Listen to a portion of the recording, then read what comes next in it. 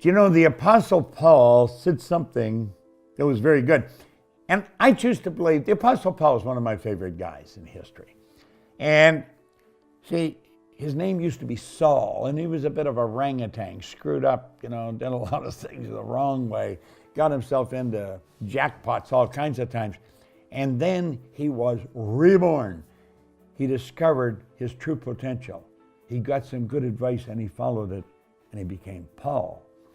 Well, he said the greatest is love.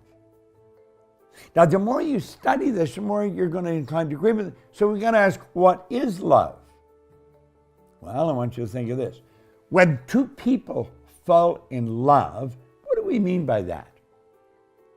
Now, here around Proctor Gallagher Institute, we deal with three parts of the personality: the conscious mind, subconscious body, the thinking mind, the feeling mind, and the instrument or the body that we move through.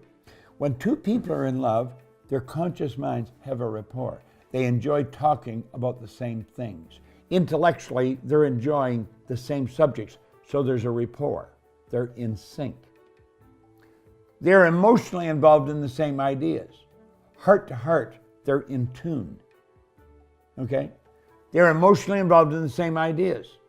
Then they generally have a great physical relationship. Why? Well, because the physical is nothing but an expression of the intellectual and emotional. So when you find two people have a great intellectual, a great emotional, they will have a great physical relationship. Those two people are in love. They are in love. When you find a person doing very well in business, they're in love with what they're working at. They're in sync with it intellectually, emotionally, and physically. Their whole being is locked into it. Love is the greatest thing. Love what you do. I went to visit Earl Nightingale one time, way back in the 60s. I'll never forget it. And I was leaving. I was so grateful. I had an hour of his time. And I said, Earl, what's the real secret? I mean, what's the big deal? Well, he said, there isn't any big deal, Bob. There isn't any secret. It's simply a matter of sitting down and determining what you really love to do and then make a decision to dedicate your life to it. Man, did I get excited. He said, the problem with most people is they don't know what to do, and they never make a decision to dedicate their life to anything. I got so jazzed. I knew exactly what I would love doing. I would love to do what he was doing. I made up my mind I wanted to do it, and I wanted to do it with him. And I made up my mind I would make a commitment to that for the rest of my life. You know something? That's exactly what I've done. I love what I'm doing. I love it. I absolutely love it. Now, when you love doing something, you'll run, baby, and you won't get weary. You'll walk and you won't get tired. You know why? You're a free flow. The energy is just freely flowing through you. You are the greatest instrument then that God's got. You're here to do God's work. What's God's work? God's work is creation. God's the creator. You're creating God's image. You've been given creative faculties.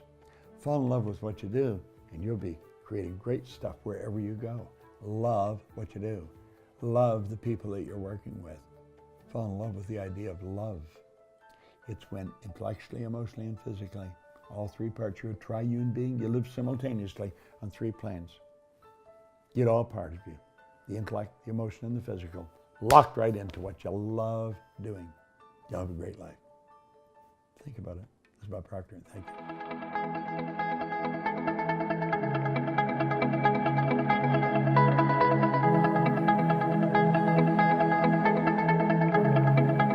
Check us out at ProctorGallagherInstitute.com for tips, tools, and resources.